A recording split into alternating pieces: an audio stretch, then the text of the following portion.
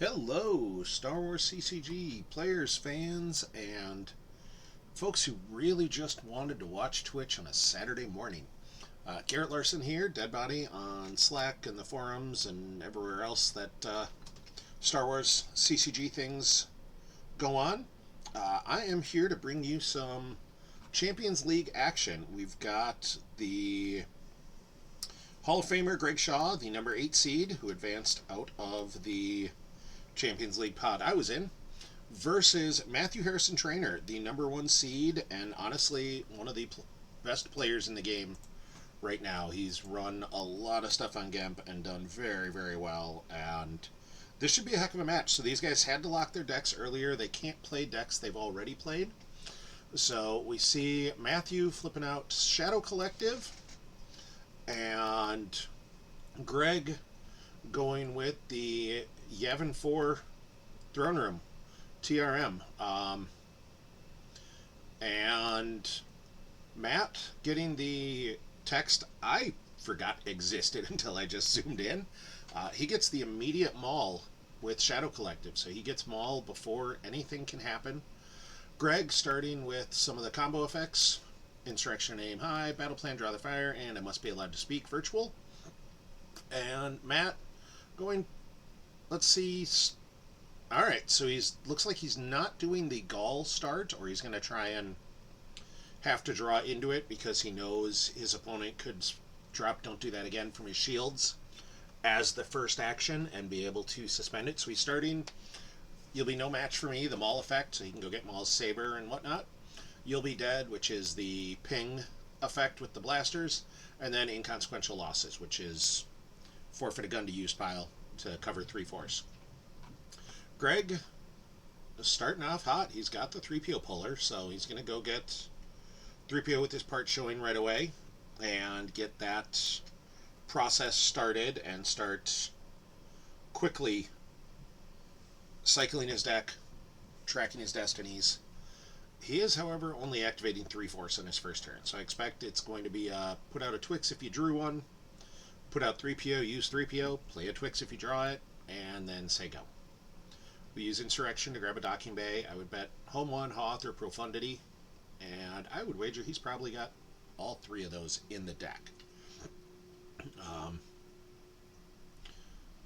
Let's see which one he's getting, though, as I'm sure he's doing a lot of early on. This is most of his deck right here. He knows what he wants to see, what 3 he activated to figure out, is it worth, do you put out 3PO, or did you activate one of those cards that you really need more than 3PO? Because 3PO is good. Like, don't get me wrong, 3PO is an amazing card, and you definitely want him all the time, but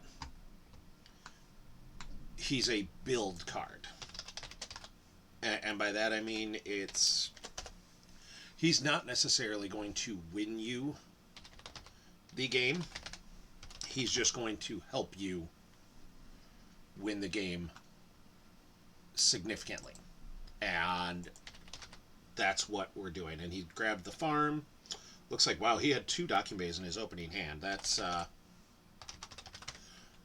little unfortunate for him. I'm sure that's not his ideal draw there, but it does mean he is going to be activating at least 8 next turn, which is a solid amount, and puts him in the driver's seat and starting to go, all right, what do I want to do? What am I in the mood for here?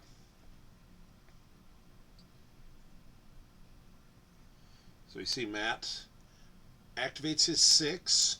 He's going to search with the first light, or search with the objective first for a card with first light or a blaster, likely trying to get the first light sight, and also, same as Greg did, just let's see what's in my deck. Let's figure out if I've got what I need, what I want to do with this turn, depending on what I can draw, what I can go get. And I expect we'll see a pull Maul's lightsaber if it's in there. I mean, his ideal is going to be to drop the 2/0 first light sight. Alright, so he did not have the first light sight. That's okay, he had it in hand. Alright, so both these guys, just open-handed activation. That's honestly not really what people want in this match, but he goes and gets Maul's Double Bladed from reserve. And I expect we'll see a Maul Warp to the site. I mean, Greg's only activating 9 Force. He's got 1 save, so that puts him at 10, but like 10's still a hard number to go at Maul. Like, your best case scenario is going to be some sort of spy plus a character, and like Maul with a double bladed saber, you're probably losing both of them, and then you have to draw an untracked 5 to kill him. Like, there's no guarantee there, so I don't expect Greg's going to go all in on trying to take out Maul right now. Like, that's just not what I would consider to be a good play. I think there's a lot more reasonable options, especially because Maul's not necessarily doing any damage there. Like, Greg started battle plan, so Matt would have to play 3 of his 10 force and lose a force to drain for 2. And I just don't think that's a great option on turn 1. That being said, how it always goes when I say that, Matt's absolutely going to drain now, because why would anyone listen to me? Which is a fair comment to have. So Greg went for Speak for the Jedi Council and missed.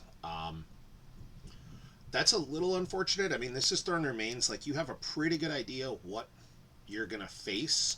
I expect Greg's probably got... He might be running, like, Luke Jedi Knight and the Saber, because he can potentially go get it from reserve. And we see Matt immediately says, I see something in there.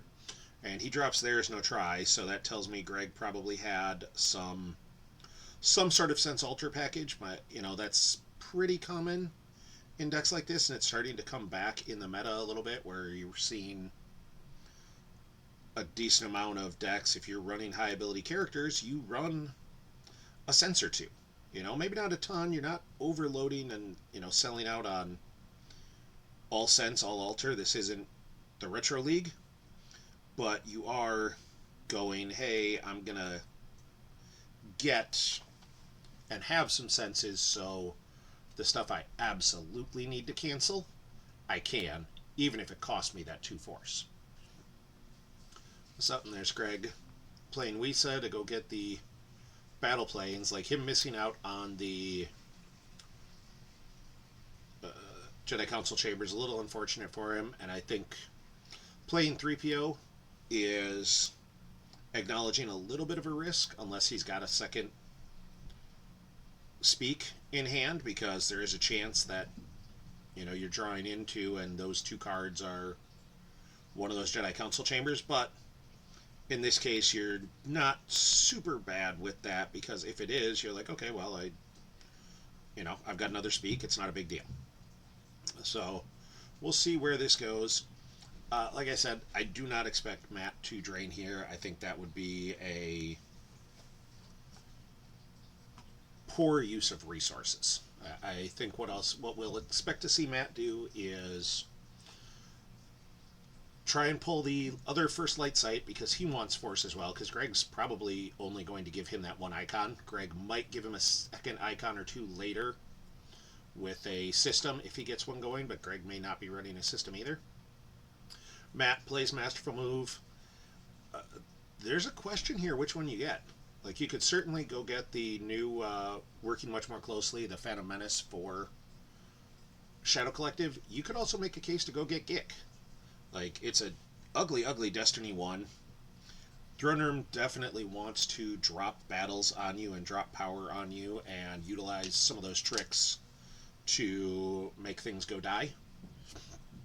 So, you know, maybe he already had the Gick. Maybe he just said, hey, based on what he saw in Greg's deck, he thinks that working much more closely is better, which is a very valid, that could be the case. Like, if he saw Greg's deck, and like I played against a mains deck that Greg played in the qualifying stage, and it was running like 3 Qui-Gon with sabers and Obi with sabers, and like their working much more closely is just way better. Like, that's just such an amazingly good card comparatively. So we'll see what what Greg is running here and how Matt's decision worked out for him. And yep, we see the other first light location. Now, Matt's got 10 cards in hand. I don't expect him to be drawing a ton necessarily.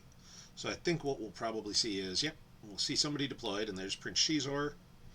That might mean he's got a Black Sun Blaster. Yep, there's the Black Sun Blaster, which it deploys for free when a Black Sun leader's on table, which is really just Shizor. But it does allow him to activate a force when it hits, instead of the Crimson Dawn Blaster that's just can't be used to satisfy attrition. And we see Maul move over to hang out with Shizor, so that becomes a site that is potentially a little rough for Greg to try and go at right now with only 10 force. Like, that's excuse me. You're talking about 3 shots between the shot and the 2 swings. You have to have ability greater than 6 to draw battle, or ability 6 to draw Battle Destiny there, which means if Greg's running something, or excuse me, if Matt's running something like Sniper Combo to take someone out, this could get real unpleasant real quick. So Greg might just be eating some damage that turn from that turn. And Greg activates, uses his 3PO. I expect we'll see the Wisa here, or not the Wisa, the Boss Nass Chambers. And as we discussed, I think he'll probably, if he drew into it, he's going to play the Jedi Council Chamber. Otherwise, he's probably got another Speak to go after it as well. There's Boss Nass's Chambers. So Greg's starting to get his activation ramped up pretty good, which is good for him, not necessarily great for MHT. Like, Matt would like to choke Greg a little bit. I mean, the reality is Matt's only giving up 3 icons. Like, that's not a lot of force. But Greg is activating so much, there's very little Matt can do to impact that. Like, Greg's going to be activating, especially if he gets the Jedi Council Chambers out, he'll be activating 15 plus force a turn. Like, that's enough to drop a bomb on anything Matt plays, so Matt's got to be very cognizant of, I need to not put myself in a position to get beat up. And he did that smartly with the, he didn't try and race damage and split Maul and Shizor, and, that'd be the kind of play you make when you're behind. If this wasn't the first match, if this was the second match and he had to win by a certain amount, I can definitely see that play. All right, so Greg is running Luke Rebel Scout, which is not a huge shock. That was a, like I said, that's a card, especially with I Must Be Allowed to Speak. Running Luke Rebel Scout and the Saber is not bad. Little surprised to not see a Saber here. I mean, he does get the initial, okay. And there, Matt has the barrier for Luke. Because Luke alone without a Saber is not actually all that scary for this deck. Like, Matt's got a bunch of ability to do nasty things to Luke that Greg's going to have to respond to. And I don't know that I love that play by Greg. Like, he's given Luke's Anakin Saber, which means he's going to have the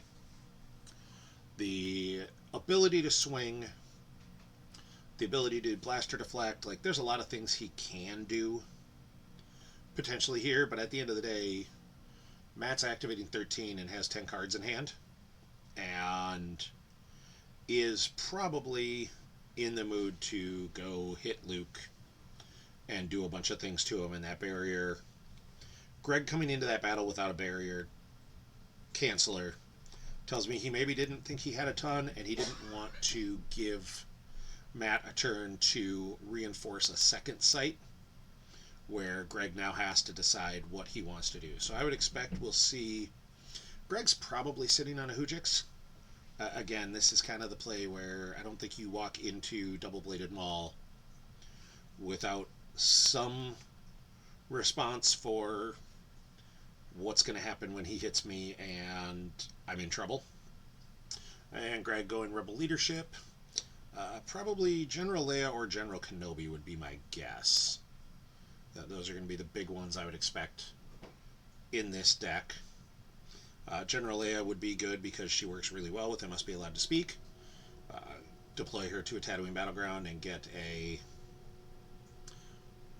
any card from used. And of course, Greg says, Garrett, what are you talking about? And he grabs Obi-Wan Kenobi virtual instead. So the premier Obi-Wan grabbed the virtual version, who is good with Dark Jedi or Skywalkers. Hit characters can't be made lost, and once per game can exchange 2 cards in hand with a card in lost pile. Obi's a very good, solid character. You know, he's a guy you're never sad to have in the deck or in hand. And if he can survive this turn, Obi can put in a decent amount of work for him. That's an if, though. Like, Luke could be in some danger here. Like, Luke's got a little Ralph Wiggum thing going on right now, I think, and Greg's got to be deciding what he's going to look at. I mean, it wouldn't shock me if Greg's sitting on a combination of Hujix and a Jedi's Resilience, and that's really why he's like, look, if I can do this and take out 2 or 3 of his guys and end up really effectively just losing the Saber and a couple interrupts, I'll make that trade, because one of the things that Shadow Collective can occasionally run into is you can run out of guys. And Greg could end up, he could also just cost him a guy and a gun and not draw. And, he's sitting on the Hujix, he's sitting on the AJR. He just says, all right, I'm going to kill a guy with a gun, maybe I'm going to blast or deflect. He's got 3-4 saved, he's maybe going to say, I'll blast or deflect a blaster shot into the other guy, and then not draw Destiny, and I'll kill 2 guys and 2 guns, and killing 2 guns is big. Like, if he can take 2 guns out here, that would be huge. And yeah, Matt says, I know Hujix is a card, I know you're probably running it. He may have seen it in his reserve deck on that first verify and said, I think the odds are you don't have it. And frankly, even if he does, if you've heard me do commentary before, and I'm sure lots of you have because I'm a damn delight, you're going to know that I'm a huge proponent of make your opponent prove they have the card. Don't play scared. Don't worry about, don't act like you can't make a play because your opponent might have something. Like, if you know absolutely for sure they have it, you might still want to make the play just to make them burn it. But if you don't know if they have it, make them prove it. Make them show you they have that card and they have that play. So, and just for folks listening at home, Mrs. Deadbody is listening in and heard me say I'm a damn delight and just shook her head. And apparently I'm not supposed to lie to you people is what she's implying. So, MHT working much more closely, which gets in Kira once per game. Like I said, he's just 100% all in on I am going to murder, death, kill Luke, and I'm going to make you prove you can do something. So, here it goes. MHT starts the battle. MHT swings at Luke. That's a 5, and I correctly called, he did have mobilization points in here. He didn't want to start it because he could immediately get it could have been immediately suspended by Greg. And Greg, with the out of commission transmission terminated to cancel working much more closely. That's a solid play. It gives him, Maul's now no longer immune to anything. And his defense value is -2. That tells me Greg may not have had exactly what he wanted in terms of being able to just kill a bunch of aliens, as if he's going to swing at Maul, he's not killing aliens and he's not killing guns, but killing Maul is always a positive thing as well. So Luke does get hit on the reshot. He is hit, he is forfeit 0, and MHT flips, which means he can also now add a Destiny to power. I think he's deciding if he wants to recirculate and reshuffle. I mean, you saw he pulled a 5-1 and a 3-7, so Not necessarily great destinies in this deck. Shadow Collective does tend to run very high.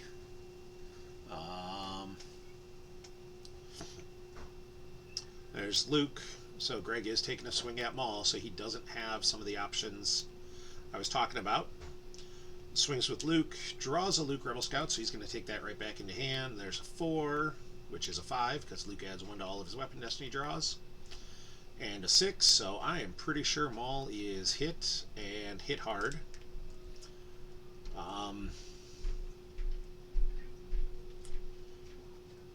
In theory, if Greg draws well here, he can catch Matt potentially with no guns on the flip side. Or he's going to make Matt lose a guy.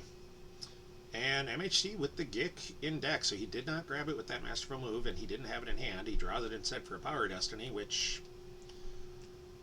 Ooh, and another one. That's a little unfortunate, but the little hold there tells me he might have a Sith Fury, which he's probably holding on to just so he can go get Maul back. And another one. Good gosh. That is not what he wanted to do, not what that deck was designed to do. He is, however, up 16 power right now. And there's Greg drawing the 5. And MHT is going to subtract 1 from it with Maul to make it a 4. Fairly immaterial. It's still 12 overflow if Greg does not have the Gick. And it's still both guns for Matt if he uses Inconsequential to burn them both. He instead loses Kira, so Matt says, I need to keep my guns, I need to keep them there. I don't hate that play. I actually think that's a very smart play to say my guns are more important, and the Danik Jericho stops a Jedi's Resilience. I totally forgot Danik stops that. And there's the Hujix from Greg. So he did walk into that knowing what was going on. And he did cost Matt Maul. But we saw the hold when Matt drew Prince Shizor for Battle Destiny. That likely means he's... Well, I guess he could have adjusted it with Maul, but he may have been thinking for a second about a Sith Fury. I think he's holding a Sith Fury to Sith Fury and go get Maul. Use They Will Be No Match for You to immediately go get Maul's Saber. And be right back in the same position next turn.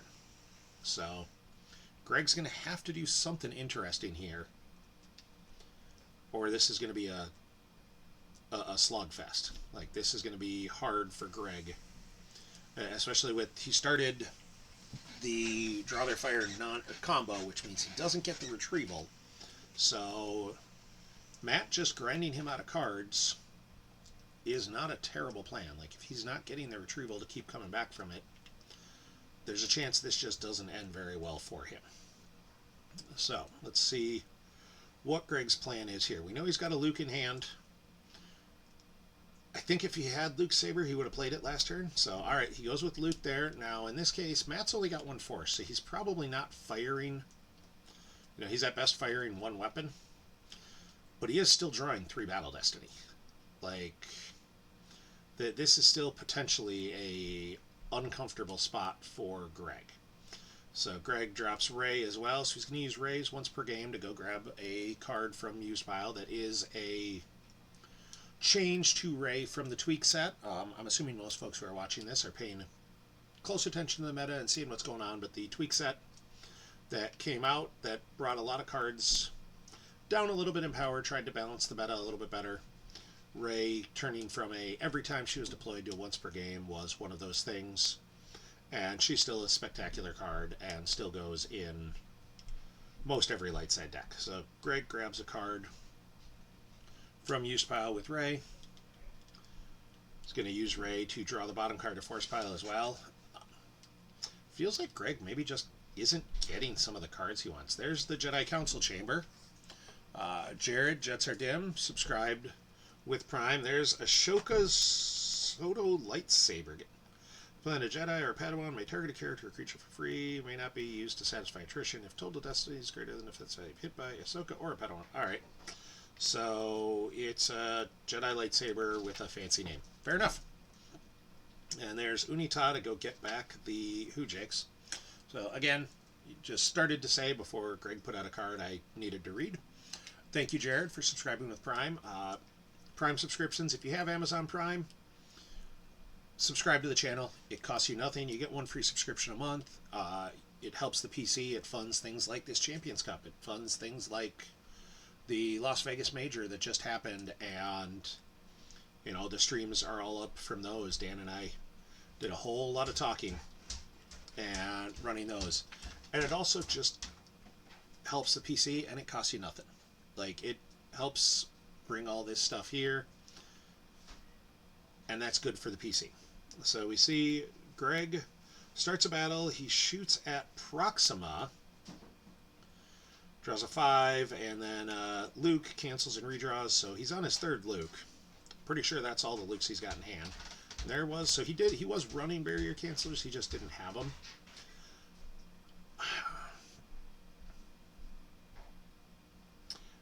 I don't know what else Greg has in hand. I understand shooting Proxima because he's going to lose the guns anyways, and Proxima is someone you do not want to see hanging around.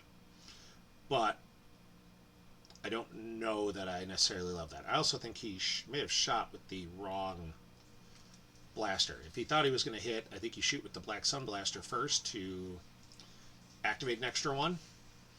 Instead, he shot with the Crimson Dawn blaster using Danik Jericho. He makes Ray power and forfeit -2, which is good, but like, you potentially could have done that anyways and gotten the extra shot with Shizor. So I understand both ways. So the Destiny to power was a 2. Greg draws a 3 for Battle Destiny, so his total Destiny is 4, which means Matt will probably at this point lose both guns or send them both to used. So Jared, with this being Throne Remains, Greg would have had the first action, which meant he would have been able to pop the Don't Do That Again shield before Matt went to get Gaul. So instead of just wasting his Gaul pull, pull like that, he did not start the Mob Points combo, and we actually saw it drawn for Destiny a couple last battle. I think it was one of the Destinies that was used to hit Luke. And we see Ray goes lost. Matt's got to decide. I mean, Matt, at this point, like, you're killing Proxima dies no matter what. And given that it's going to be his turn, I think he'll probably just stack both guns. And there's Danik again saying nothing goes back into hand. So Greg's got another Luke. But is Luke really that scary?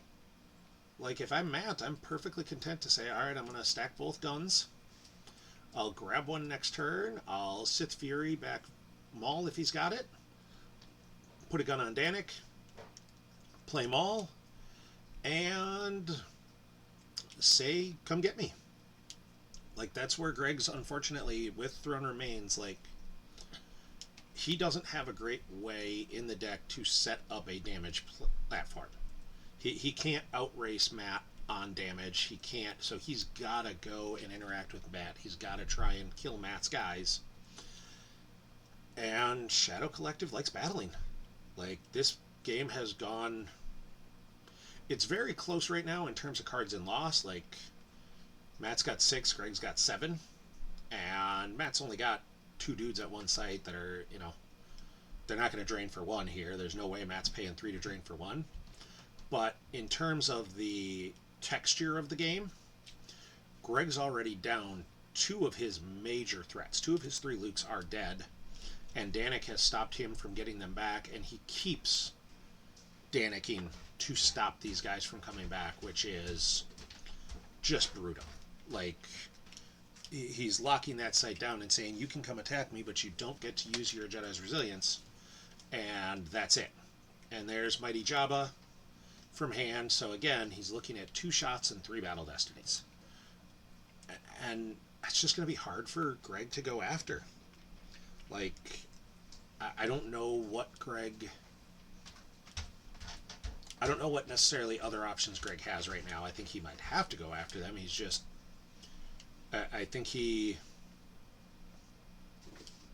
I will say, I think he might have jumped a turn too early on that very first Luke battle where he walked into the barrier, had no barrier canceller, and then took the Hujix out, but he killed Maul, who's probably going to come back, and then the next battle he killed Proxima, and like Danik, frankly, is I'm assuming he's got a Jedi's Resiliences in the deck, and Danik is hurting him as much or more than those guys were, and walking into this with I'm gonna put down one guy with a saber, it's just not gonna end well. And he's still got a bunch of force left. Don't get me wrong. I mean, they both have 29 cards down, so the game's still very close.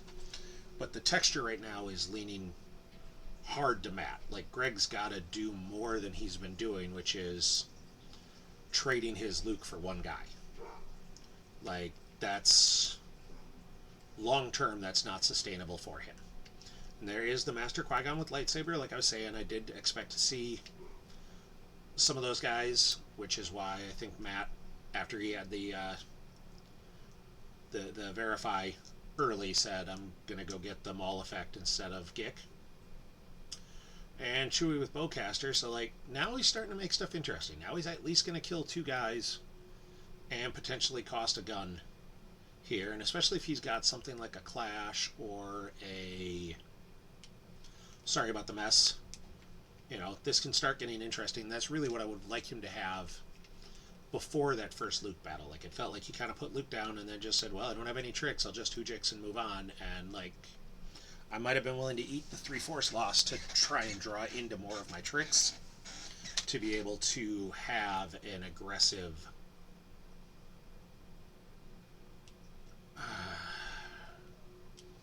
and Greg put those guys down, and now he's drawing. I'm okay. I'm assuming he's trying to draw into his battle tricks. He's got to have some.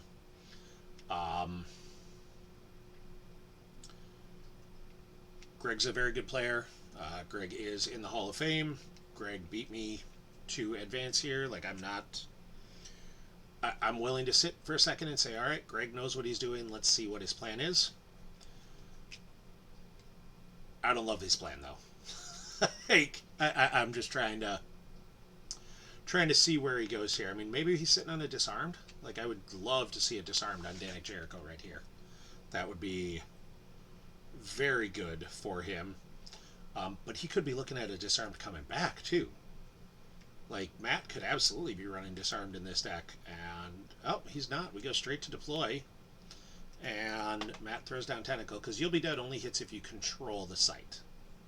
So, right now, Matt's still not causing any damage. And there's the no escape for Lady Proxima.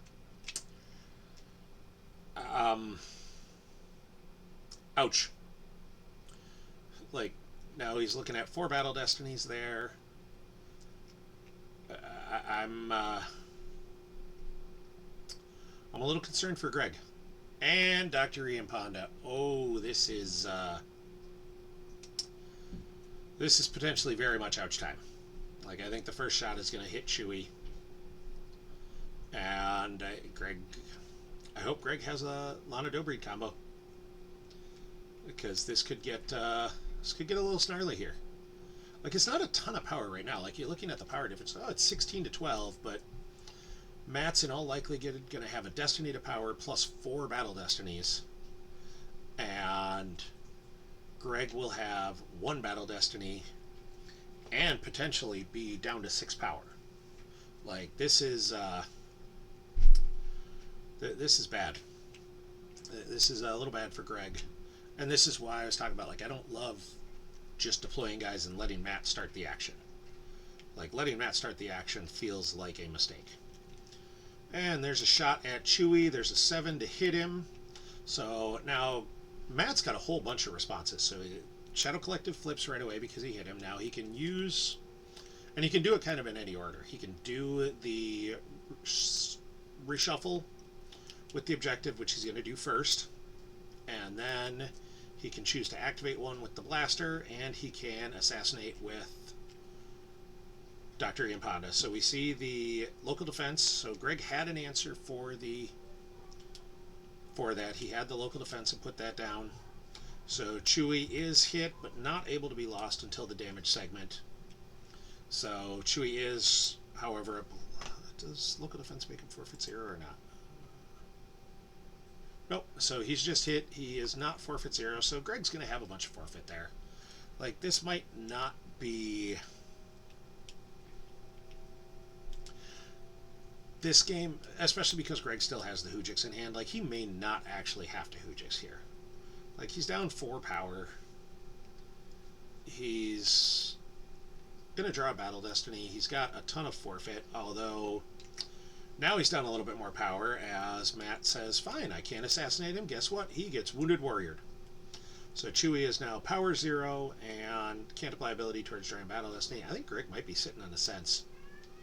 Okay, so Greg's grabbing Wounded Warrior, which I don't hate. Wounded Warrior is a solid grab there. Another card that actually is a decent grab against this is Masterful Move. You know, just stop him from cycling and drawing. Those 7s can be good.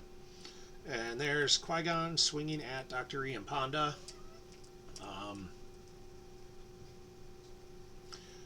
I'll be honest, I don't like that swing.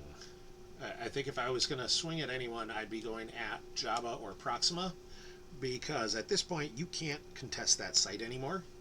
It is only a drain of 1 and a ping of 1.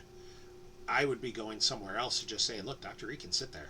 Like, I don't care about Dr. E. I don't need another one coming down, because I guarantee Matt's got a second one in his deck. And Greg draws a 5 and a double pie. Pie. So Dr. E and Ponda are hit. They're forfeit 0. That's pretty immaterial. Like, Matt's got 2 shots now at hitting Qui-Gon. He does have 7s in the deck. Qui-Gon is... Alright, so he can't target Jabba, so you swing at Proxima. Like, you're right, he can't target Jabba, but so Proxima is this... I mean, they're functionally identical. Actually, Proxima's probably a little bit better, because if she lives, Matt can start cycling his deck and grabbing out aliens with her. So, again, it's really more a function of Dre and Ponda is the last guy I want Matt to be able to redeploy. And there's a force field to, as a lost interrupt, to cancel the targeting on Proxima. Greg might be sitting on a sense here. I don't know if he's thinking... Yeah, Greg is, I think, thinking a sense in that. And I don't know that I'd love to lose 2 force there to do it, but at the same time, I think I kind of want Proxima dead. Like, I don't want her to be able to start grabbing things. And yep, he is going to sense it, and I think he had the same thought process, was like, I don't want her to be able to start cycling guys. Like, that's one of those things that's just way too bad for me as a general rule. And so Greg's going to lose 2 to do it. Loses Captain Hera and Blaster Deflection from reserve. That deflection's a little unfortunate. He definitely was hoping to draw that. And he draws a 5 for Weapon Destiny and a 4, so Proxima is super hit. Chewie roars angrily at her. I'm not going to subject you guys to hearing me roar like a Wookiee. Greg's still in a bad spot, though. Like, Greg is still absolutely using his Hoojix here. There's another hit just because, so he can't be used to satisfy attrition, just in case. I don't foresee that really being an issue, but like, he was... The idea that Matt would draw that low and miss that is very unlikely, but smart play by Matt, just saying, all right, I'm going to make sure this is what happens here. You know, Matt says, I want to make sure everybody dies on your side. Because Master Qui-Gon has no immunity. He's just a, you know, he's an EPP guy. So Matt adds a Destiny to power with his objective. And this is where the math starts getting real bad. Ouch. There's a 6 for the Destiny to power, so now we're 22 to 6. That's a difference of 16, which is their forfeit. Ugh. There's that 1. Is this going to be a... Well, he just shuffled, so... A 1, a 2... There's the 7. Alright, so that's going to get the Hoojix out for sure. So we're up to 32 and a 3, so he's 35 power to 6. Chewie and Obi forfeit for 13 combined, so and the 1, just insult to injury. Yeah, Greg's gonna have to get this battle. Yep, the gun that was on Dre Ponda goes to used. There goes Chewie. Danik says he can't be removed from lost pile. There goes Dr. E. There goes Qui-Gon. Danik says cannot be used with the Jedi's Resilience. And there goes Proxima. And there's the Hoojix instead of peeling 15. That seems smart. No, you do not want the Wookiee Roar. Let's make that 100% clear. No one wants the Wookiee Roar. Like, Matt doesn't have a ton of cards in hand. And he probably won't draw much because, okay. So he's going to draw a couple. Greg has the Luke Rebel Scout in hand, so you've got to save the Force to fire against him. But you've got 2 Force saved there, and again, like, Greg can't go there with just Luke. Matt's at 11 power plus 3 destinies, plus a potential destiny to power. Like, he's got to go with... I mean, he does have enough Force, and he's got 9 cards in hand. Like, Luke plus Obi-Wan, something like that wouldn't be terrible. He's just got to... He's got to do something, but I don't know what his out is here. This is a tough spot for him off the top here.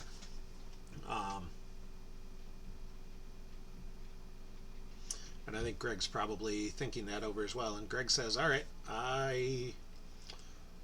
Greg does what I kind of talked about, which is, you know what? That's a drain of 1 and a ping of 1.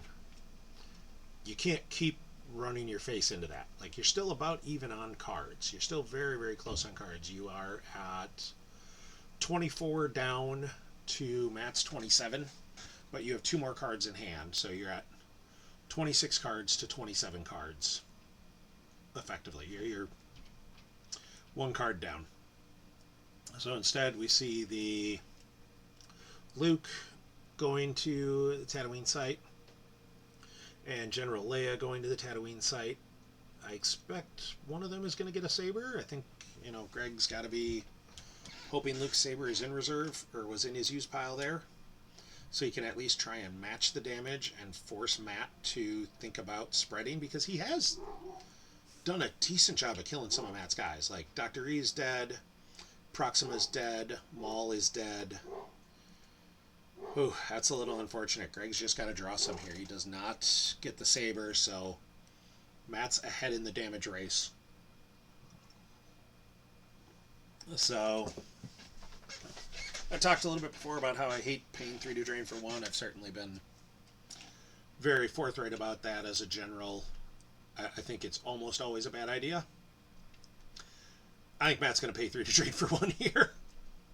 I think this is the spot where you say, okay, I'm going to drain for 1, ping for 1, and draw some cards. Even if you don't drain, like, even if you've got the Sith Fury here, I think going and getting Maul is fine, but I still don't have a problem with paying 3 to drain for 1 here. Like, part of it is you've also cost Greg, a decent number of guys. He's 2 Lukes, a Rey, a Qui-Gon, a Chewie, all in Lost. And the 3rd Luke on table, I don't think there's a 4th in there, so, like, just starting to grind cards is not bad. Like, you're slightly ahead in the damage race, but, like, Greg's not really threatening right now. Greg's threatening a drain of 1 that he's got to pay 3 for. If you've got the Sith Fury, go get it, go get Maul. Turn that into a scary drain. Otherwise, I might just pay drain and then draw a few. So Matt, of course, does not pay to drain, because why would anybody listen to the talking head? I am just a pretty face, and that's all I'm here for. We see Forlom V going down, so Matt can start cycling his deck a little bit, getting those 6s and 7s out of his hand into deck, so Jedis get shot. And he may be just drawing. Like, he's only got 6 cards in hand. I'm still leery because Greg's got 11 cards in hand and the ability to activate his entire deck. I'd be a little concerned about putting down anybody light. Yep, and Matthew agrees. He says, you know what, I just need some more cards in hand. Let's draw a few, find something to get, so next turn I can drop enough power that Greg can't easily come after me. Because again, with Greg starting Insurrection aim high, it means Matt doesn't have to worry about a neighboring beat. Like, Greg can't drop his guys at Tatooine and then neighboring over into a beat squad. He can neighboring over potentially. Actually, I don't think he can even neighbor in any of those sites. Yeah, they're all interior, so he could potentially land a Dobreed maybe, because I think that's just battleground to battleground. But, like, a lot of the power Greg could drop is accounted for. You know? Like, I'm not sure how many more Lukes. I don't think he's got any more Lukes. He's probably 2 Obies, 1 more Qui-Gon. I doubt any more Chewies. And then you start talking about Lando Scoundrel and Weenie characters. And those guys just aren't nearly as frightening. Like, Lando Scoundrel can be nasty. And that extra Battle Destiny can get rude quick with the destiny that Greg's deck has. Like, we've seen Greg drawing bunches of 5s and 6s, and that's Throne Remains to an extent. Like, you're running characters who are 1s, and then everything else is 5, 6, and your goal is just to go super nuts with that. And Matt draws a few, 4 alarms for a card, and says, I think he'll probably just say go here. Like, he might draw 1 or 2 more, but he may have also, like, he seems to be sitting at 12 there. I wonder if Greg decided to main deck Grimtash just to threaten it. Like, sticking that Grimtash in, it's pullable with Escape Pod. You're probably already running Escape Pod for the Hoojixes, and that's one of those cards that's just a blowout card. Like, when you play it and when you hit it, it just feels so bad for your opponent to be like, well, that stinks. So, Greg activated 1. I feel like he's certainly activating more than that. I wonder if Matt said, I'm going to stop you at 1 and do something. He might be wanting to Tentacle here just to shuffle Greg's reserve. He says he's going to double back and go get Dengar with Gun from hand, or Fett and Chip. Either one is a very solid grab. Yep, Dengar with Gun. Both would be solid. Dengar with Gun flips his objective if he hits, and with no systems in play, I feel like Matt's probably got one of his ships. He just needs to draw his Gaul, and that's where things could get interesting. So Greg activates, leaves 1, which tells me he's probably not starting a battle. So, although he could have activated everything, so he might be planning to... I think he should know what that is from a 3PO, so I'm not sure if he's... what his plan is here. As much as I was fine with Matt paying 3 to drain for 1, I really don't like Greg doing it. And that means, of course, it happens immediately. And Matt says, hey, double back, you did your job, get out. He doesn't want to draw 3 for Destiny. He doesn't have another use for it, which tells me he does probably have the Boba Fett in hand. Because otherwise he definitely would be, in theory, at least trying to track that double back around so you could use it to get that Fett out of deck. Because 3 is at least better than 1.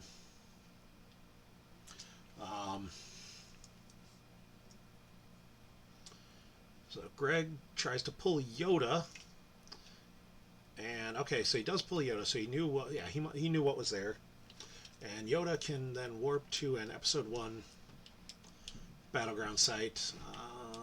Yeah, those are not Episode 1 sites.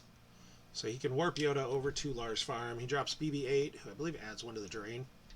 Yep, if with Resistance Leader, add a battleground site for drain +1. So he's going to get the drain +1 from BB-8 being with Leia. He drops Solo down there. which is fine. I mean, Solo's fine. He's good for that. It's just, what are we gonna? Where are you gonna go from here, Greg? If you're really just gonna be like, well, I'm gonna drain for 2 and make him ping for 2, like Yoda and Solo were 2 more of your threats, and they're now both not threats. So Matt uses Master Removed, go get a working much more closely, and then uses Forlom. I mean, he could be... No, he's probably not going to stack the working. He's going to stack something else. I think he's might be waiting for that Sith Fury and trying to dig it out, because that really would turn this game. Like, if you drop Maul with his saber, and especially, get a gun on him, drop Maul plus Dengar plus a saber at the other First Light site, and really start cranking out that damage, this could be interesting. Yeah, the Doom stack he's got going on, I think, is kind of a function of he couldn't continue to throw himself at that pile at the First Light. Like, he got rid of Maul, but he didn't have the battle tricks to continue to throw himself at that site and start costing Matt guns. So now, because this is match play, because it is a differential based matchup, he might just be saying, all right, let's just turn it into a dig. And we see Matt plays I Never Ask for Anything Twice to put a character on used pile from hand to activate one. I think that's just a cycle his hand a little bit, give himself a little bit more force to get it. Yeah, this is... Right now, they're each doing 2 damage, or have the potential to do 2 damage. Matt can drain for 1 and ping for 1. So, like, it's actually fairly close in cards. I mean, Greg's down a few more now. Greg's at 18-28 to Matt's 32, but it's still fairly close. And there, Greg says, I'm going to shuffle your reserve deck. I would expect Matt to grab that, either on Tentacle or on Allegations. Just because, A, you don't want him to just cycle that tracking mess up, and also, it does cancel Barrier. And, yep. I would expect Greg has the Odin... Yeah, it's Odin Essler. Lana is the dark side version. Like, I would expect he's got them at some point, but are they going to make a difference? So Matt activates everything. Yep, so he's going to ping here. Honestly, I still maintain I would pay to drain here. I think you're... Throws out Secret Plans. I mean, I guess Leia can start retrieving. So I don't know that Secret Plans is super impactful right now. But I don't hate it, and it is possible he saw something in his Verify that does some rough things. So I apologize. I got to step away for just a second here.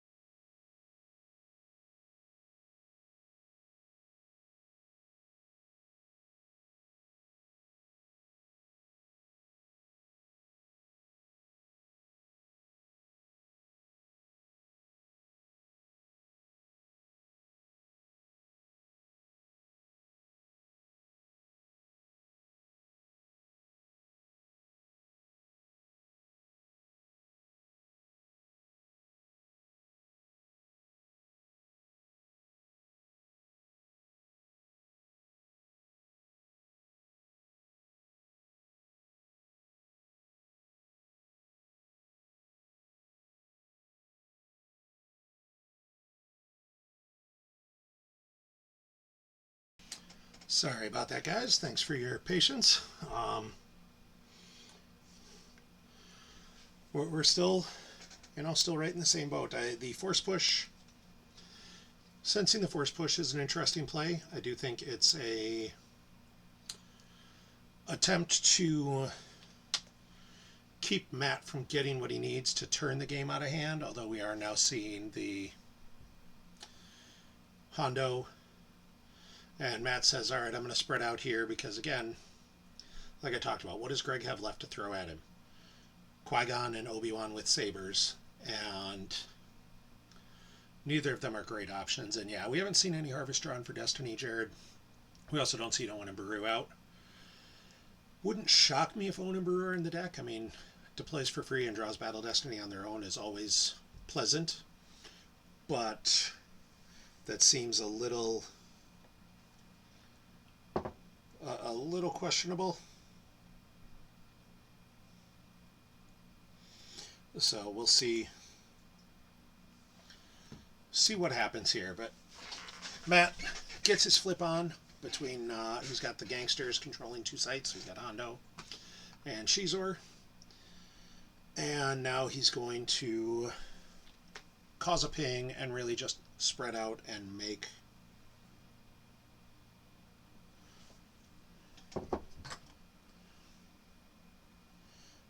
Greg have some answers.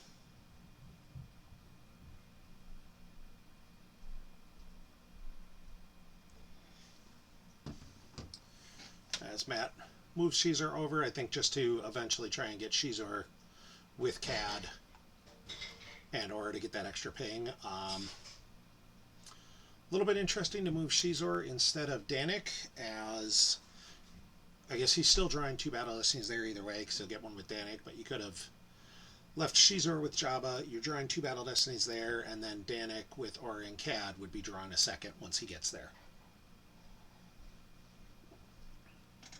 So, a little bit of, I won't say, I'd hesitate to say a mistake, I think it's a choice he made.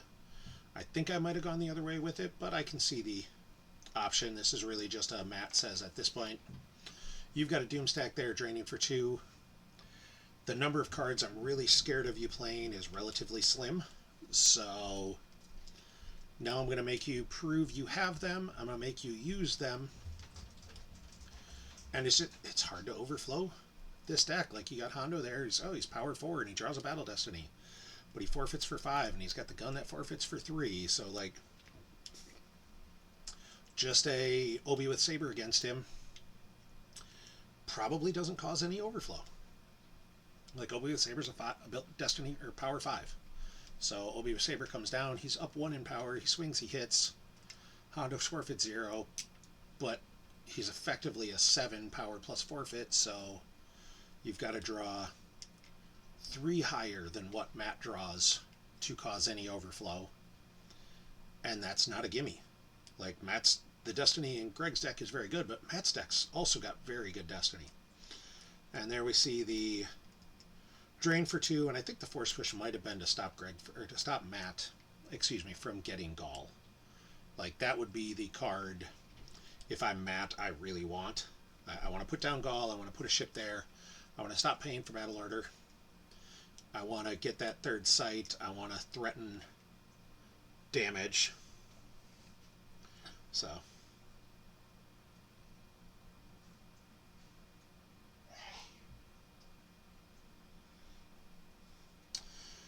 sorry, have to get one of my kids got a concussion in hockey on Thursday and dealing with some stuff.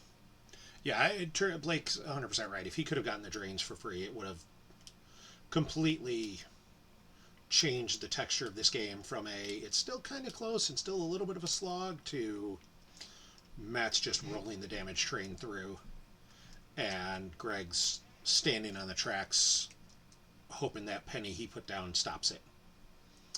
Side note, don't put a penny on the railroad tracks. It will not stop a train. And only in America do I have to say that as a warning. And there is, so he wasn't running Obi with Saber. It's just running Obi-Wan Kenobi V, which does mean he's potentially got the Rebel Leadership to add a second Destiny, but he doesn't have a way to make Hondo forfeit 0. So, like, from Matt's perspective, this is all fine and good. This is a, okay, do what you need to do. And with 6 Force, I don't think Greg's putting anyone else down there. I mean, maybe if he's got another, like, another EPP Qui-Gon would be nice.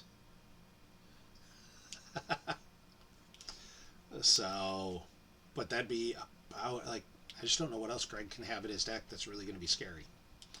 Greg instead says he's going to use Obi-Wan's tech, so he can go get anything.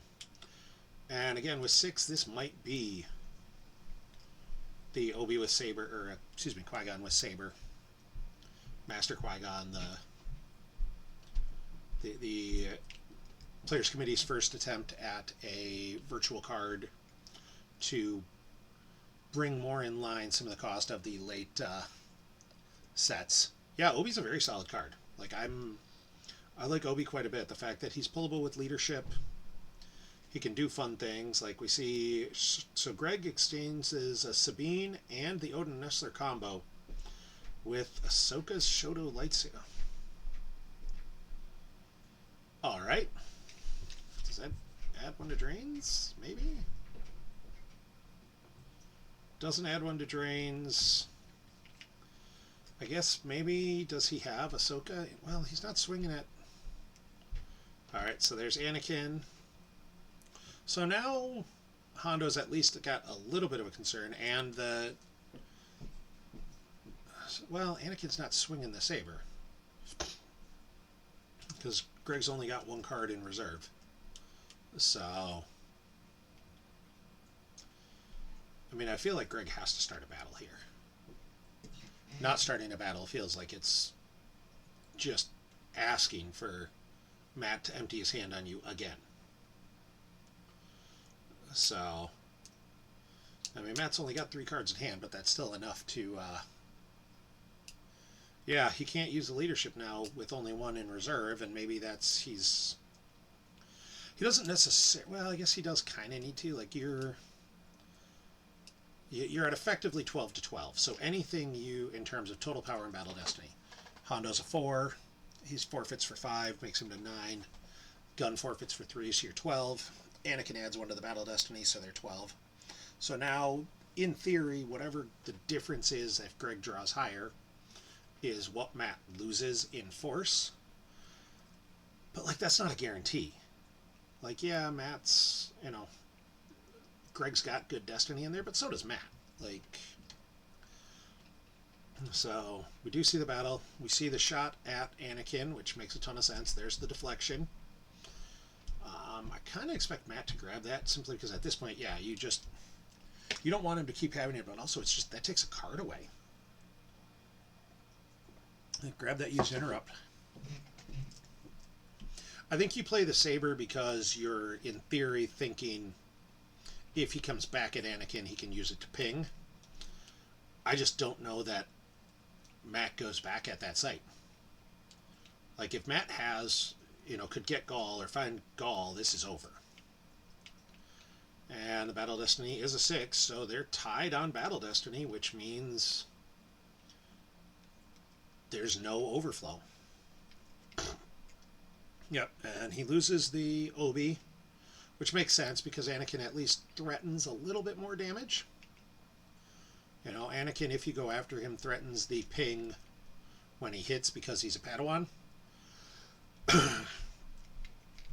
I just don't know that Matt has any desire to go after him. It's a drain of 1. The Shoto Saber doesn't add to drains. I just don't see any point to it. So, you know, the flip side is, though, Greg's down to 2 cards in hand. If you can clear Anakin, the odds of him being able to do anything about it in response are pretty slim. And getting rid of that drain of 1 isn't a terrible plan either. Like, I can see both sides of the game here. I can see both sides of the option. A lot of it will depend on what exactly is in Greg's hand. And we see the grappling hook go off the top. See another 4-lom from Matt. Matt's entire reserve deck has got to be pretty solid right now. You know, it's 6s and 7s, I think. So Greg's going to have to deal with something. Like, I can't imagine Matt doesn't go after Anakin if he's got the guys in hand, and if he doesn't, he's probably thinking about Gaul. Like, the last thing I expect Matt to do is just move Caesar over and draw one. If he's not going after Anakin, I think you pay to drain, though. I think you want to start costing Greg cards, because also anything you cost him is less force he can use, because Greg's also paying to drain. Like, Matt's got You'll Be Dead pings going for free damage. Greg does not. Greg's got to pay for all the damage he's getting through, and he's only got 14 cards left down. Like, if you drain him for 2 here, Greg's down cards. Like, you're very quickly depleting him of anything he can do. Matt drops something special planned for them, because why play 2 grabbers when you could play 3? I don't expect he's going to use that to go get a ship. Like, that's doesn't seem particularly impactful. And there we see the Dr. Ian Ponda. So that was the... I'm not going to start a battle. I'm not going to run into Anakin alone.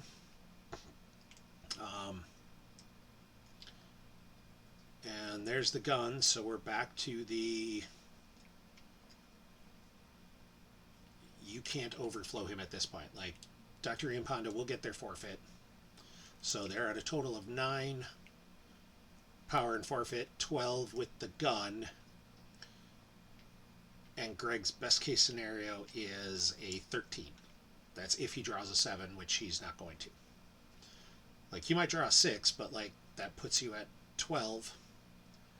And we already discussed Dr. Ian Ponda plus the gun are 12 power and forfeit before you add the Battle Destiny.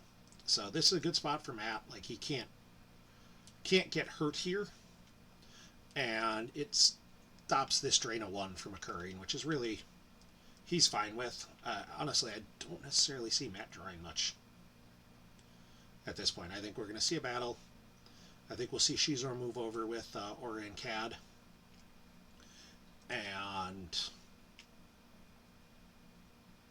that might be about it. I think getting the Shota Saber might have been a mistake. I think there's better cards he could have gotten. Matt says, just in case, we're going to put Dengar down. Okay.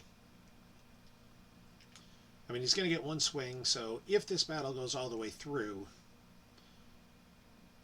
Matt's probably losing both guys, because I think you swing at Dr. Ian Ponda. So then if Matt thinks about leaving somebody, it's just Dengar with gun, and that feels bad unless Matt's got the Gick. The thing is, Matt's got the first shot. If Greg doesn't have a second Blaster Deflection in hand, which would actually be a 3rd in deck because he lost 1 already, I think there's a good chance Anakin might be not long for this world, as they say. So, we're still in deploy. Matt is a very deliberate player, and there's Dryden Voss, because Matt says, if I miss, if this doesn't work, you know, or if Greg has something like another local defense, has that local defense combo or something in hand, I want to make sure I can keep a guy there. It actually wouldn't shock me to see the gun transfer to Voss. Yep. Basically, this way, if Greg swings at Voss to kill the gun, you're likely going to be able to keep Dre and Ponda there, who are at least Power and Battle Destiny, versus any other option. So there's Dengar with the shot. Dengar misses. And MHT, if one of those 3 cards is a Sith Fury, he says, I'm okay.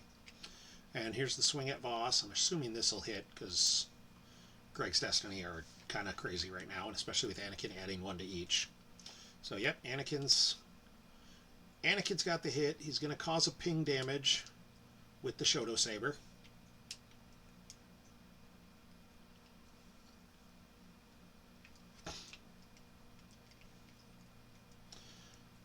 And I'd wager that might be the Asajj from used.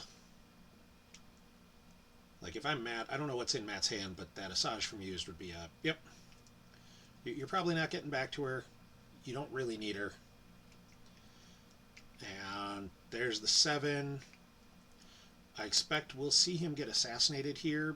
Yes, it loses you the gun, but then it keeps Dr. E and Dengar sitting at that site and just threatening. If Greg's got a character in hand, like, this is not an easy thing to come after, and you're okay with losing this blaster at the end. So, the flip side is you do actually make him forfeit 0 there. You're up by 5. You know what? I don't think you assassinate. I think the gut reaction is I should assassinate, but you slow down a little bit and go, I'm up in 5 in power. He doesn't have the Hujix, I don't believe, because he already used it a second time. So now you're looking at, you might just overflow him here. You don't use a Destiny power. I mean, it doesn't really matter if you do Destiny power or Battle Destiny at this point. So, yep, he recirculates, so he can now Destiny power. I forgot about that text. Yeah, this is going to be a little rough for Greg. So, because now we'll see a Destiny to power, and yeah, Greg doesn't have a Hujix. Or I don't believe he does. If he's got one, I'd be impressed, because he's already played one twice. So,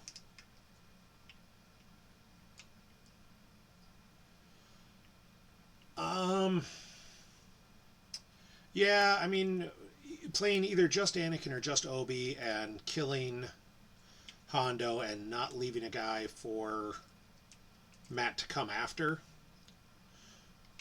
isn't a terrible plan. I tend to agree that that is the play. So we see another hit.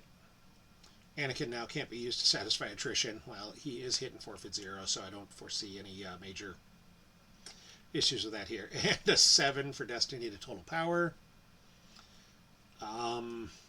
At this point, I expect, well, Greg,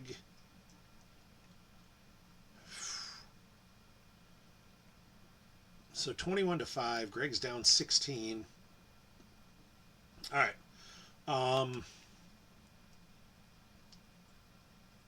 I understand Greg drawing there. I might have contemplated not drawing, because you're probably going to peel everything anyways, and if you don't draw, you stop Matt from getting that blaster back. That being said, if he does happen to have another Hujix somehow, that would be an impressive play. So, oh, he can solo the Hujix. That's why. All right. So this is why I'm commentating on these games instead of playing them, as Dan likes to say, because I probably would have seen that when I was playing. Like, I would have thought about that, but as a commentator, I'm watching so many other things that I can't necessarily just focus in quite as hard, because I got to talk and be entertaining, and I can't just sit quietly and bury myself in my own mind thinking. So, yeah, the solo was solid. Like, he's going to get a drain of 2 off here. But I just, yeah, I mean, it's differential. Take your drain of 2. You're going to eat 4 damage next turn, and then take a drain of 2. Like, yeah, if you didn't have the Hujix or the solo, you just don't draw and you call it a day. In this case, he did have it, so he's at least got a chance. I mean, I kind of feel like he might have a character in hand, and he's just going to go try and take out Dre and Ponda, because at least that'll stop the ping hitting when the Shadow Collective flips.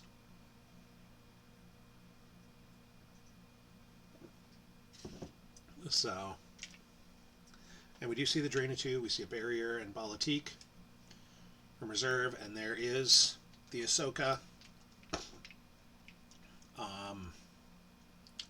Normally I'd be like, this is really big. That Destiny -1 is going to be huge. Matt's got so many 6s and 7s. He's cracking her immunity either way, I expect. So, it is not a guarantee, though. So, okay, yeah, Greg draws the 5. Greg's deck is, at this point, I think all 5s. or 5 plus. And there's the 7 from Matt, which turns into a 6 because of Ahsoka's -1 text, but it means that Ahsoka dies. And it does, however, like I said, it costs Matt the guy, which means when he flips his objective next turn, he doesn't get the ping when it flips back, which is good for Greg. Like, at this point, Greg is playing differential. It is a lose by as little as possible. And he's going to draw a few on the off chance he's got another character, because if Matt wants to try and speed the game up, the idea is going to be put another guy down. Honestly, I expect at some point here Matt will start paying for those drains of 1. Like, it feels bad, but you've just gotta. So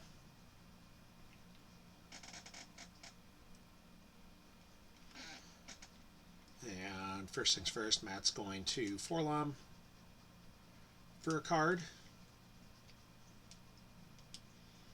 And not sure what he's going to draw into here. Not sure what he's putting down. Like, he's thinking hard about it and deciding. And it's got a card down. Draw a new card. I mean, he can't activate his entire turn. And there's Greg with the escape pod combo to limit the You'll Be Dead Destiny, so he's not going to lose any force to it. And Matt says, well, I've got an extra grabber. Let's grab it. So that's stuck as well. And that's why in this meta right now, Darkside having multiple grabbers, and even Lightside having multiple grabbers, as we saw Greg lost a grappling hook, is generally pretty solid. Like, you see a lot of decks using 1 to 2 copies of good interrupts and wanting to keep reusing them, and being able to just grab them and be like, nope, you're done, can be very, very valuable. So Matt activates all of it, or he activates 1 less than all of it. So he left himself 3. Not sure what he's planning to do with that 3. Like, there's no way you're deploying somebody at battle. Maybe the gun, could be that's where the gun is for him. Yeah, because that was where he lost. No, wouldn't be, because he lost the gun 2 turns ago. I'm not sure what he left there. So, especially because he Forlommed, so those are just the, yeah. So he pays 3 to drain for 1. Greg loses a 5 off reserve. See another pay 3 to drain for 1. Greg's going to lose another, a 3 off reserve. There went Padme, so that might be him officially out of characters. There's the You'll Be Dead for 0. I mean, if I'm Matt, I don't know that I necessarily draw much here. Like, I don't know what you're trying to speed up and get anymore. Alright, so he's going to use I Never Ask for Anything Twice to exchange 2 cards in hand with a card in lost pile. And that may finally be him going and getting Maul. Like, Maul at the walkway with the saber is pretty impactful right now. And that may be why he chose to move Shizor instead of Danik, is it gives him the 2 gangsters to flip his objective. So, I mean, I'm not sure what else is in his lost spot. Like, I don't think he's lost Gaul yet, which would have been the other thing, and he has no cards in hand. So even if he puts down Gaul, yep, he pitches Gik and the First Light for Maul. Look at me calling it like I know what I'm doing. Maul in the upper walkway. Oh, instead he's going Maul to the First Light. Oh, because Maul can't deploy to a battleground. So he's putting him at the First Light, and then he'll be moving him. Because, yeah, Maul never deploys to a battleground. So Maul to the First Light, 2-0. We'll see. There'll be no match for me getting him Saber. And then Maul warping over. Shadow Collective. Alright, so Maul gets a gun as well. So he was activating to keep that gun in there. I mean, I still think you go, there'll be no match for me to get him a saber. There's nothing else you're going to do with that, so. And again, Greg's only got 9 cards down. Like, his best case scenario at this point would be like, I guess, activate all of it, don't drain, drop Feed Palace, Qui-Gon with lightsaber to add a Battle Destiny against Maul, and hope Matt battles into you? Like, none of that sounds very good. You know, and Greg's going to be down another card here because once Maul moves, he'll have 3 battlegrounds, so when that flips back, he'll get the... Matt will get the ping damage as well.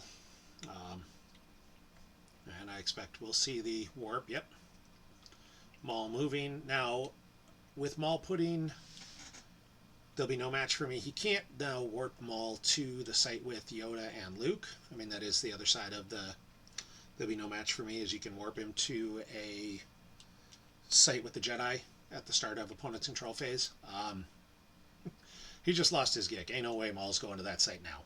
Like, you're perfectly happy with Maul at the upper walkway saying, I will cause you force loss, and then Matt looks at his force pile and says, I want that, and draws it. Normally, I like leaving a force anytime Drowler Fire is in play.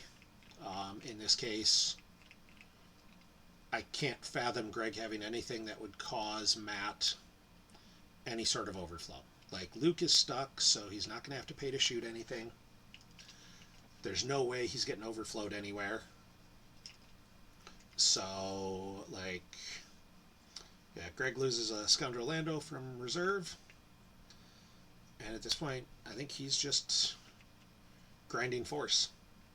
Like, he's going to get a little closer. He is draining for 2. Next turn, he'll give up 1, 2, 3, 4, 5, 6, 7, 8. Yeah, so he'll be... This 2 should be about it, but then Matt's going to have to lose 1 to make that drain. Although he may not drain. So he could drain 1, 2, 3, 4, 5, 6. Yeah, he probably does still have to lose 1 to add to the drain. Because 6, Greg could get 1 more drain in. So... Which is fine. Matt's going to win this game by 10-ish force. 10 to 12 force, and that's a perfectly happy number. Like, you won the game. That's your goal right now, is first things first, win the game.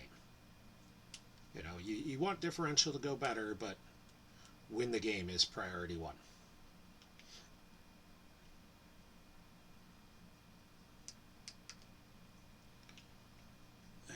And Matt loses, yeah, just 2 off reserve, the Imbalance combo and the Crimson Dawn Blaster. He knew what was in his hand. He intentionally drew it instead of letting it go lost, or letting it sit there. So it is a card he wants more than just it's a unit of force at this point. So I'm not entirely sure what it is. And Greg draws some. I think he's just, yeah. He may just leave himself 3 there so he can pay 3 to drain for 2 next turn if the math works out. And if not, it doesn't. Because, yeah, if right now he's going to lose 3, 4, 5, 6 if Matt doesn't add to the drain. I expect Matt will add to the drain because then it makes it 8, which puts Greg out of ability to drain again. So I expect that's what we'll see from Matt. But let's see. Let's see what he does here. Because you never know. Maybe his 1 card in hand is something great and he wants to go get fancy. That would be a really bad idea, and I don't see Matt doing that, but we'll find out. And I think Matt might be doing the same math on his end. Let's see where Greg loses these force from. If I'm Greg... Alright, so he's losing from hand. With this being a differential match where Lost Pile might come into play, I think Greg is forcing Matt to lose that 1 from hand to do the drain of 3. because otherwise you just peel from your deck and end up with less cards than lost. But if Matt doesn't lose one to make it a drain of 3, you have one more turn of draining for 2. So you let him do that, and the couple cards in lost doesn't impact that. So now Matt, I think if he's smart, is gonna, you'll be dead. Oh, alright, so he's gonna use something special.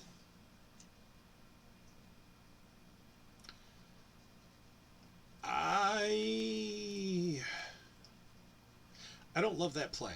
I understand what he did there. Where, well, I guess he retrieves it. It doesn't go into hand, so he retrieves it into used. All right.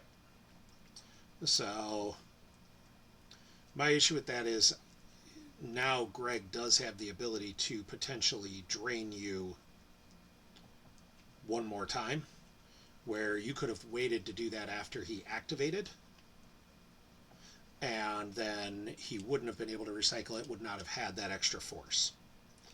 So, and there we see he is going to drain for 3. So yeah, that actually, doing that, he retrieved 1, but at the cost of a drain of 2. That was a mistake. Alright, so Greg instead loses the 3 from reserve instead of losing the cards from hand. So Greg now is not going to drain either. Oh, the ping was going to get him. Never mind. Okay. I don't play enough Shadow Collective to remember that that ping was going to happen. So that's where Greg said, okay, that's it. The ping will get him. So Matt will win by 13. With Matt has 23 in lost. Greg has 37 in lost. And I believe they will be going to game 2 here in just a moment. So I will get this stuff changed. Let's see.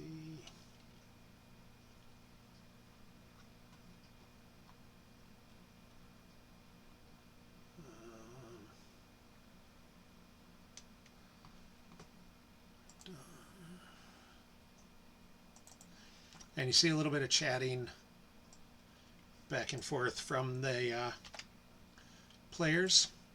Matt saying maybe he should have grabbed the Hujix instead to have that.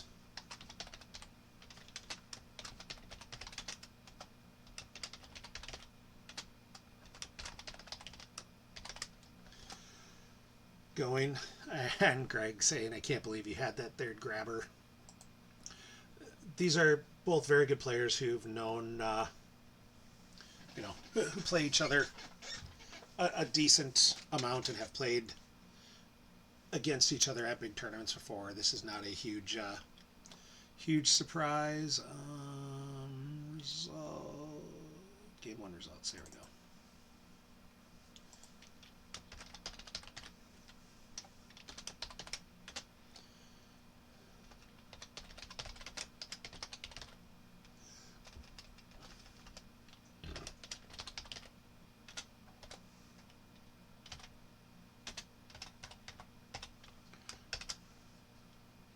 All right, so it looks like they're going to be starting in about 20 minutes. So in this case, I'm going to stop the stream here for a second and go grab a drink and be back in a little bit for game 2. Thank you guys all for watching. Hope to see you back here in 15.